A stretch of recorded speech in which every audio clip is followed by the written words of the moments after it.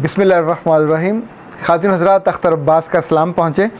एक बहुत ही शानदार और मज़ेदार जुमला मुझे पढ़ने को मिला कि आपसे माँ जैसा प्यार हो गया है, और साथ उन्होंने लिखा है कि मेरी माँ नहीं है, अगर वो होती तो इस तरह की बातें शायद हमें वो बताती।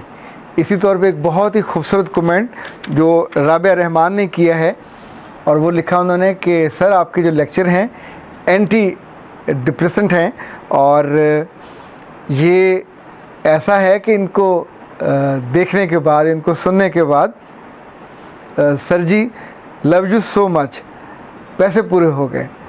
अच्छा, इस तौर पे और भी बहुत से मज़े के कमेंट्स आ रहे हैं। मैं चूँकि पहले कमेंट्स नहीं देख रहा था, अब मैंने देखे हैं तो मुझे भी अच्छे लगने लगे हैं। इन्हीं कमेंट्स के साथ साथ बहुत मज़े के सवाल भी आ रहे हैं। कुछ सवाल ज़्यादा हैं, तो उनमें से एक सवाल जो बहुत अहम है, मैंने सोचा आज हम उस पर बात करते हैं। और वो सवाल ये है कि अगर मियाँ से और ससुराल से रूठ के जाना हो तो क्या करें। ख़ातिन हज़रात, ये बहुत ही उम्दा सवाल है और इसके अंदर बहुत सारे अहम चीज़ें और अहम जवाब छुपे हुए हैं। आज हम इस पे बात करेंगे। पहली बात तो ये है कि जब भी रूठ के जाना हो तो चार काम कभी ना करें। लड़के ना जाएं, बदतमीज़ी करके ना जाएं, तू तड़ा करके ना जाएं। चौथा, मियाँ के साथ तो बिल्कुल जो दूबदू हो के आँखों में आँखें डाल के बदतहज़ीबी करके ना जाएं। पाँचवा, अगर बच्चे हैं तो सारे बच्चे साथ लेके ना जाएं। और छठा, जाने से पहले ये ज़रूर चेक कर लें कि आपके जाने के बाद उस घर में कौन है आपको याद करने वाला। ये तो हुई इनिशियल बातें। अब हम उसकी हिकमत अमली की तरफ आते हैं। जब अपने ससुराल से रूठ के घर जाने का मूड हो, ये आमतौर पे रूठने में या तो चंद हफ्ते लगते हैं, या बाज़ लड़कियां महीनों नहीं सालों ले जाती हैं, अंदर जमा करती रहती हैं गुस्सा, ये भी। तो जब इतनी बड़ी दलदल बन जाती है, फिर सोचती हैं अब रूठ के जाती हूँ तो कोई ना कोई तो मनाने आएगा। नहीं मनाने आएगा, चूँकि आपने उसके लिए होमवर्क नहीं किया, हिकमत अमली तैयार नहीं की। तो हिकमत अमली अब मैं आपको बताता हूँ, इसको ज़रा ज़हन नशीन कीजिएगा। पहली बात, जब भी रूठ के जाना हो मियाँ से या ससुराल से, तो जाने से पहले अपने आप से 4 सवाल ज़रूर कीजिए। पहला सवाल, जब मैं यहाँ से चली जाऊँगी तो मुझे सबसे ज़्यादा कौन मिस करेगा। ये मत कहिए कि 2-2 टके के लोग हैं, ये क्यों मुझे मिस करने लगे। अगर कोई मिस नहीं करेगा तो फिर वापसी नहीं होगी। दूसरी बात, जो आप काम करती थी, कौन कौन आपके कामों पे टोटल 100% डिपेंडेंट था, कि जब आप नहीं होंगे तो कौन कौन है जिसके काम मुतासर होंगे। एंड ही वुड बी, वो जो सफ़र करता है ना, कौन है, सास है, ससुर है, मियाँ है, देवर है, जेठ है, कौन है जिसके सारे काम आप करते थे और अब कोई नहीं करेगा और वो आपको मिस करेगा। नंबर 3, उस घर में कौन है जो आपके जाने के बाद शाम में, दोपहर में, रात में, जब भी सब लोग बैठे हों, तो आपका तज़किरा धीरे से पर मोहब्बत से या एक आध जुमला को ख़िलाफ़ भी करके फिर टोटलिटी में आपके हक़ में बात करने वाला कि वो नहीं है इतने दिनों से, तो हम उसको मिस कर रहे हैं। क्या उस घर में कोई एक बंदा या बंदी ऐसा है जो आपकी गैर मौजूदगी में वहाँ आपका ज़िक्र खैर करने वाला मौजूद हो। नंबर 5, आपके अपने घर में कौन है जो बाद में सुलह सफाई के लिए, कंप्रोमाइज़ के लिए आपको बताए बिना या आपके कहने पे जाकर उनसे बात करे।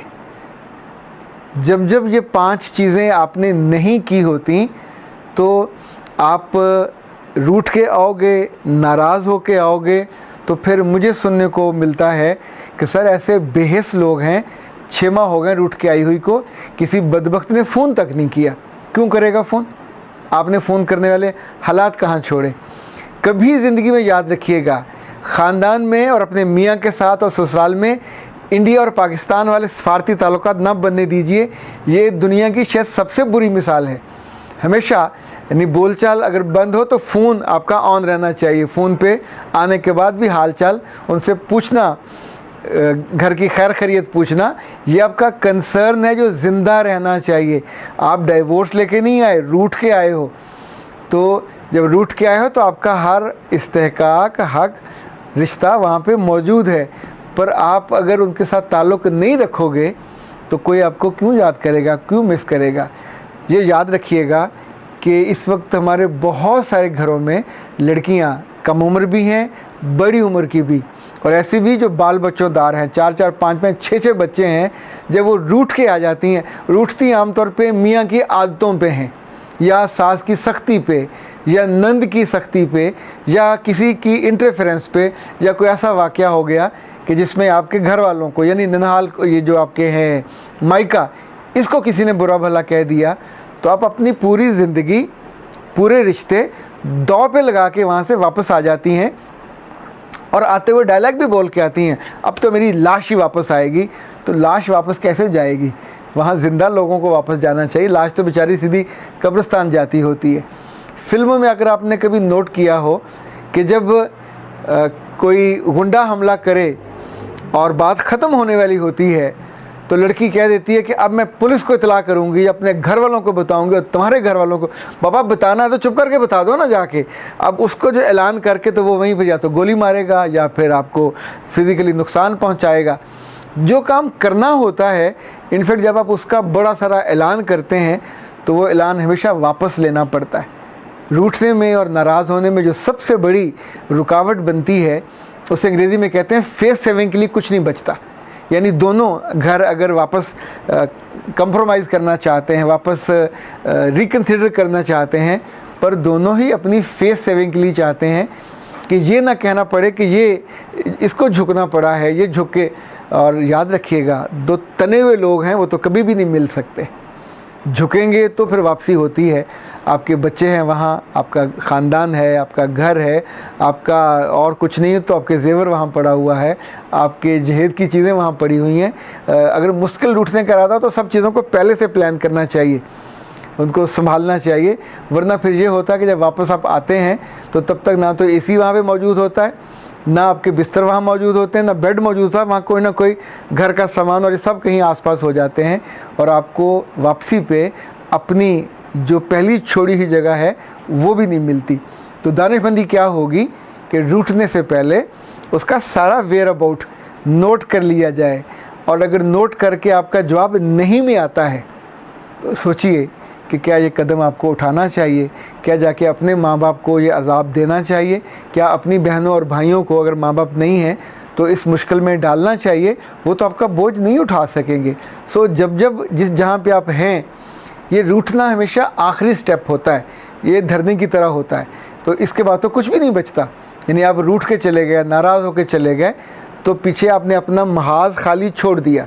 फ़र्ज़ करें आपको शिकायत थी मियाँ से, उसके रवैये से, तो जब आप नहीं रहे तो उस जगह रिप्लेस हो जाएगी, कोई और वहाँ आ जाएगी, कुछ और हो जाएगा और आपकी ज़रूरत नहीं रहेगी। बहुत सारे घरों में ये हुआ, क्योंकि बाद में फिर रोने का कोई फ़ायदा नहीं होता। फिर ये कि हाय इतने साल मैंने खिदमत की और इनसे इतना भी ना हो सका कि मेरी खिदमत के बदले में मुझे बुला लेते और याद कर लेते। मैं तो ये नहीं चाहती थी जो इन्होंने कर दिया।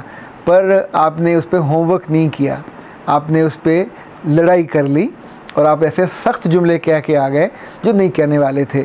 सो दो चीज़ें दोनों अपने याद रखनी है कि रूठने से पहले वो 4 काम भी नहीं करने, और रूठने से पहले ये 6 हिकमत अमलियाँ, ये 6 सवाल अपने से ज़रूर करने। अगर जवाब नफ़ी में है कि उस घर में आपकी ज़रूरत ही नहीं है, कोई याद करने वाला नहीं है, कोई मिस नहीं कर रहा।